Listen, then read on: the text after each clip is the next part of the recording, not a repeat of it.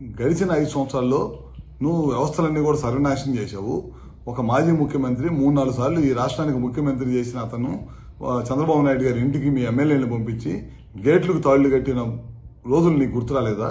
అన్ని కూడా ఈ వ్యవస్థని భారతదేశంలో ఈ ఆంధ్ర రాష్ట్రంలో ఉన్న వ్యవస్థలన్నింటినీ కూడా సర్వనాశనం చేసి వదిలిపెట్టేశావు.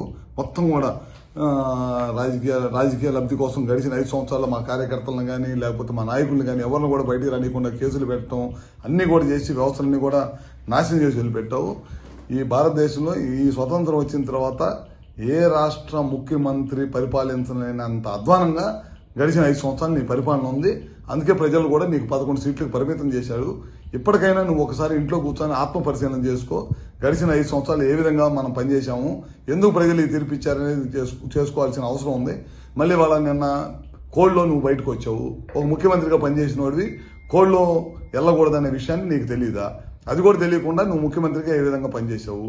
మిర్చి రైతుల గురించి వాళ్ళు నువ్వు మాట్లాడే అర్హత ఎక్కడ ఉంది నీకు? ఆ రోజు నువ్వే కదా ఎంఎస్పీ రేటు 7,000 రూపాయలు అని చెప్పి ఇచ్చింది. మా టైంలో బ్రహ్మాండంగా ఇవాళ ముఖ్యమంత్రిగా ఢిల్లీ లెటర్ రాయటం కానీ ఇంకా మంచి రేటు రావాలని చెప్పి ఇవాళ ముఖ్యమంత్రి గారు లెటర్ రాస్తున్నారు. ఆ రోజు తుఫాను వచ్చిన రోజు నువ్వు ఏ విధంగా రైతులను పరిశీలించావు?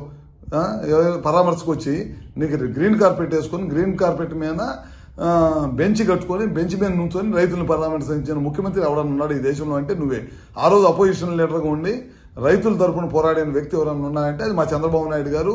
పొలాల్లో దిగి రైతులను పరామర్శించి ఒక రైతు కన్నీళ్లు పెట్టుకుంటే ఆ రోజు జేబులో డబ్బులు 2 లక్షల రూపాయలు ఉంటే ఇమీడియట్గా తీసి ఆ రైతులకు సహాయం చేసిన గొప్ప గుణం చంద్రబాబు నాయుడు గారిది.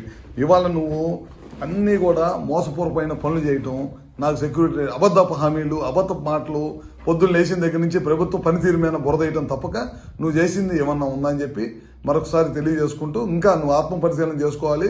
నువ్వు సంవత్సరం అయిన తర్వాత కూడా నువ్వు ఇంకా నీ బుద్ధి మారలేదు. ఇంకా నువ్వు పాత బుద్ధిలోనే ఉండవు, ఇంకా పాత టైప్లోనే ఉండవు. అబద్ధపు మాటలు చెప్పి ప్రజల్ని తప్పుదోవ పట్టిస్తాలనే మార్గంలో ఉండవు.